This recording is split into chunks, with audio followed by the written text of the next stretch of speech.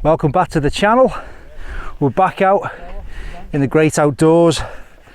I'm with Rick and Phil, and shortly to be joined by Ant. Starting a bit of a steep ascent up to the location where we're going to be camping at tonight. Ant's having a bit of a nightmare, so he's stuck in traffic, and I've brought along a tent for him to try out.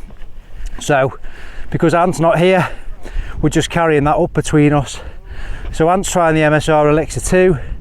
I'm in the Nordisk Telemark 2.2, lightweight, and I'm not sure what Phil's in, but yes, we are on the ascent. It's always a bit of a tough one, straight from the car, feeling that burn, getting your lungs working and warming up, but fantastic day, and it's always good to be back in the great outdoors. I'll drop down out the wind, hopefully you can hear me. We are on the summit of Snape Fell, and this is locally known, even on the map. Is it Paddy's Pole on the map? I don't know if it says it on map, you know. I'm not sure. Paddy's Pole on the map? Paddy's Pole, yeah. Paddy's Pole. There it is. Phil's going to go up and grab hold of it. I like grabbing hold of Paddy's Pole, me. It'd be rude not to, wouldn't it? And Rick's just setting up his shot. So yeah, fantastic views all around this part of Lancashire. We can see up to the Lake District, South Cumbria. Bit of snow on the fells. Let me just take you up here. Bit of snow on the fells behind me. Yeah, we're just doing some photos, trying to dodge the hail showers. I'll speak to you in a bit.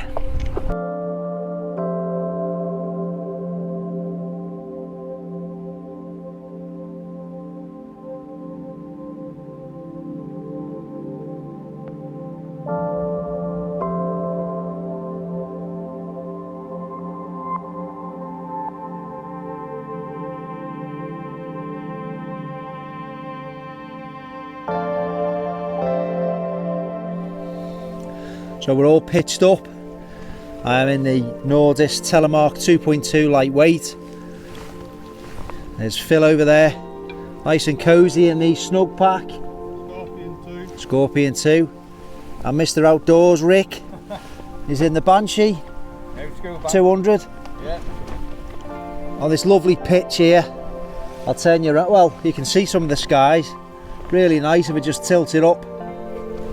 I'll spin you around. Still some wintry weather knocking about. Some stormy skies. There's a few intermittent hail showers which have passed over. We're hoping that they're going to miss us, but it'll be fine if they do head our way. We just hunker down in the tents. A real breezy day. We've had a nice walk up to the summit, and we just dropped down to this location. Ant, who's been delayed, is finally making his way up. And I think what we're going to do in a second, I'll put his tent up for him, so he got something nice to get into after his afternoon from hell.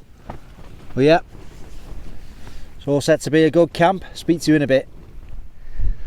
There's a strange creature in an orange jacket making its way slowly to our location. We're going to see what it wants and try and communicate with it when it gets here, but offer it beer and food. And a free haul for the night. Yeah. Yeah, just a quick look around and waiting for Ant.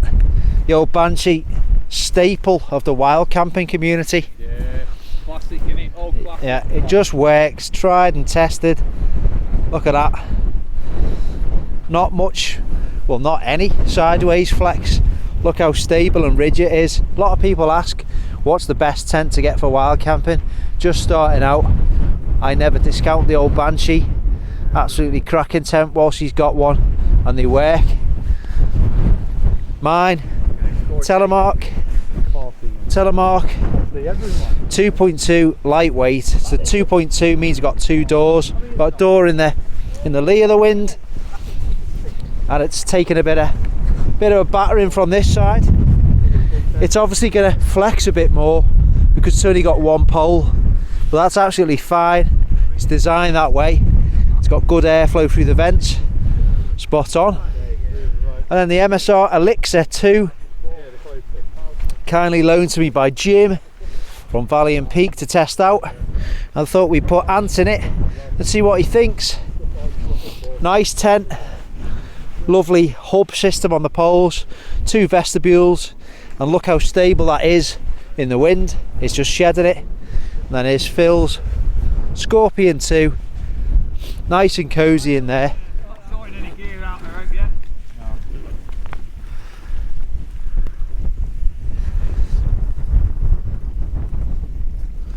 Well, it's just started to snow. Seems like winter hasn't finished with us yet, although it is obviously now spring, but it doesn't seem to be wanting to give up its grip on the year so far. But it's really nice sitting here in the relative shelter and being nice and cozy, protected from the wind in our tents, whilst looking out at the storms rolling in from the Irish Sea. Cracking spot.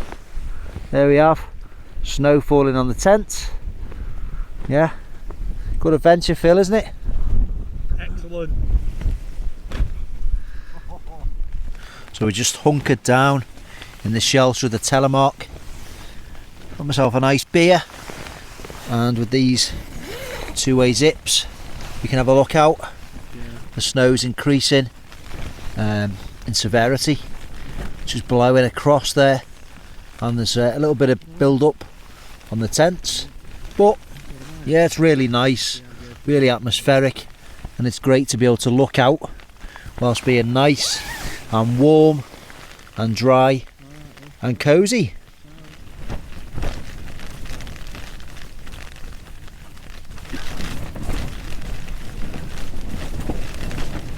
Who'd have thought, from those glorious views in the blue sky to this? And it just illustrates how quickly the conditions can change up in these fell top and mountain environments. This is why you always have to have different clothing with you and just be prepared for changes in the weather. But it's quite persistent now, it's increasing, and yeah, it's very wintry now. We are almost in full winter conditions. It's very relaxing, nice, warm and dry. Ant's enjoying the Elixir, especially the room it offers. I can just see him there through the window, and if I look in the other door, it's looking back out there also, so it is nice and cosy. Huge flakes of snow coming in there, but we're nice and dry and nice and warm. Well, look at this, just started seeing a bit of sun popped out. You can see these wintry cells, the snow blasting across the fells, and it's really nice, like something from Narnia. Here's the tent. I need to zip this down because I don't want to get all this and get the inside of the tent wet, but yeah, I just thought you should see that. It's coming back in, and it's time to zip up, cancel. There we go. So here's a bit what we've just been experiencing for the last probably about an hour and a half. It's built up a little bit on Phil's tent, likewise on the MSR, which is performing really well. The wind has dropped down now, but it's been doing well. And what's your views on the Elixir so far, mate? It's alright, isn't it? Good shelter. Yeah, really good. I saw Matt, adventure he's made. He had one, and he's now got the hub, I believe. Yeah. Couple of models up, I think. But I really wanted one. Yeah. I've seen a lot of the guys use them who've got who go on canoe expeditions and things like that. Yeah. Over in Canada. Right. And they're really good for that. So yeah, up to now, fantastic. Doing well. Yeah. Well, it looks good there. Loads of room for you. Absolutely loads of room for your gear. This Telemark, you know, I like it, really light. One thing was mentioned to the lads is that sil nylon tents will absorb a bit of water, especially when you've got big panels of fabric there. So what that means is that just get out and retension it, which is, if you've seen the review of this tent, really easy. Just pull on these nylon cords, Dyneema cords, and yeah, you just put some tension back on the fly sheet, and that's it. It's absolutely lovely out here. The weather again just very changeable today. Looking across over Longridge to Pendle, look at those cloud formations at the base of these. It's actually cumulonimbus cells, bit of the weather geek in me. Wow. But yeah, you get the downdrafts in the cloud. The falling air has sculpted those sort of undulations at the base of the cloud there. So yeah, sometimes you see them in really small form like the bottom of an egg carton, and it's called mammatus, but it's not quite worked out like that there, but nevertheless fascinating to watch. And yeah, the temperature's really dropped and it's time for me to get some food on.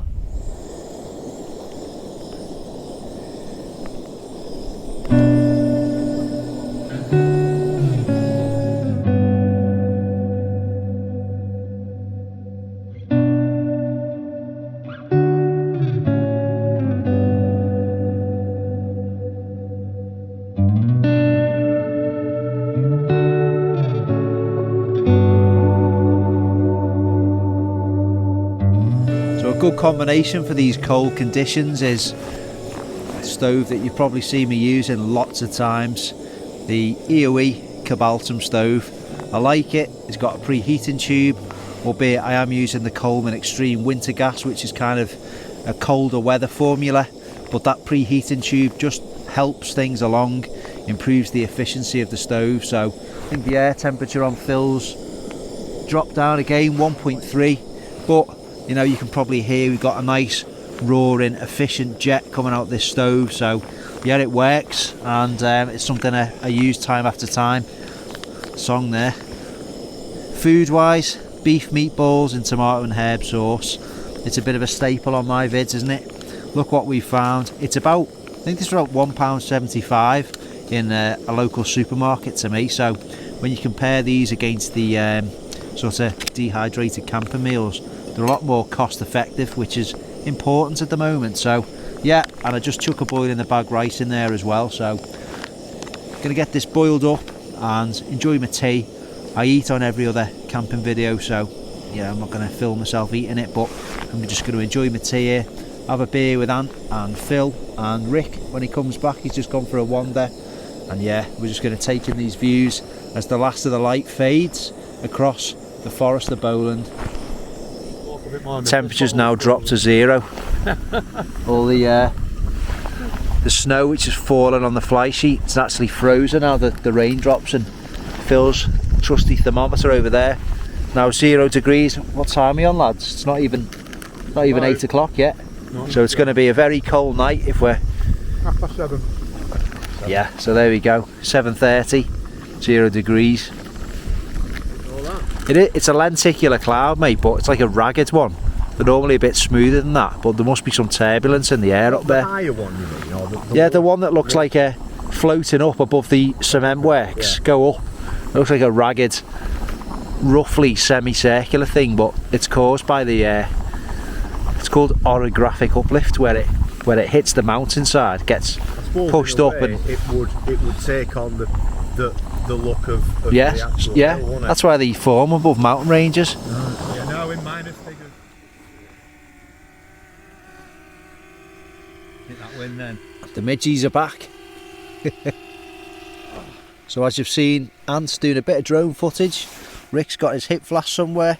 Yeah. Enjoying a nice. It's rude not to have a few whiskies, yeah, wasn't it? a nice whiskey. We got the moon. Water on tents is frozen now. Icy droplets. Phil, what are you on, mate? What's the tipple of choice? Oh, you don't want to know. Oh, it's on a Foster's, isn't he? That's it. Get out. Get out. minus 0.7 it is. Foster's and minus 0.7. yeah, I'm gonna enjoy this. A hazy Jane with kind of like a peach IPA, bit of a mix and match. Yeah, you'll not see me drinking it, mixing the video up, so you've all seen that before. But yeah, we're having a nice drink, and look at the colours in this sky now. Yeah, look at that, like pastel-y kind of shades, isn't it? Lovely, isn't it? Pastel colours. Yeah. Right, conserve the battery. Beer time. speak to you in a bit.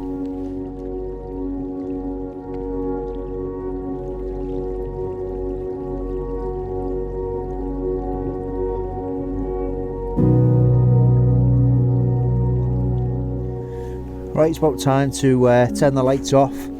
Good chat with the lads, really cold, so we've all had to come in basically and preserve a bit of warmth. So we'll have one last quick drink before bed, and then yeah, it's going to be lights out. So it's a clear night. I'm expecting a lot of frost and ice on the tents in the morning, but yeah, it's been a cracking one, so catch everyone in the morning.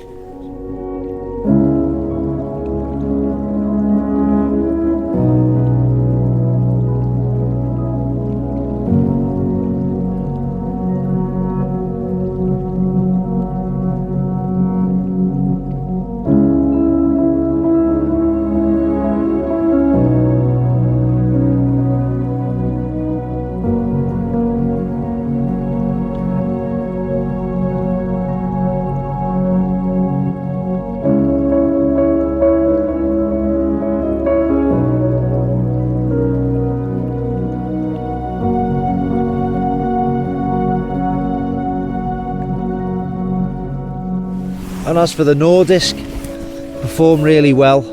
I'm just genuinely showing you the interior of the tent as I've woken up. Cold night, really cold, and there's no condensation whatsoever. It is bone dry, nothing on the walls, nothing on the bathtub. It's done really well. I've heard people say that they've suffered from condensation. You know, some conditions it's inevitable. You usually get it in cold conditions, but with these two vents on each door, you get some nice airflow. And if you pitch the tent correctly, if you tension it correctly, use it correctly, it does not suffer from condensation. It is bone dry in here.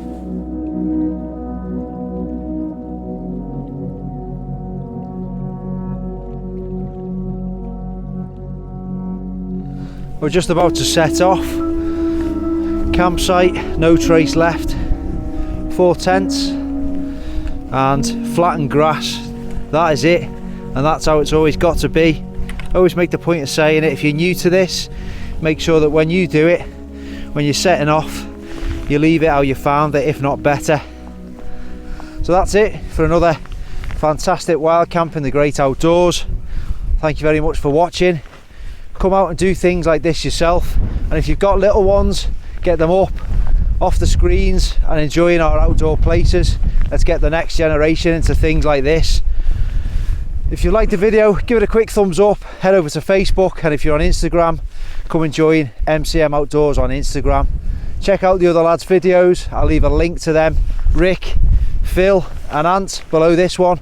But yeah, some more great memories made and a really good time. So I'll catch you on the next one, and take care.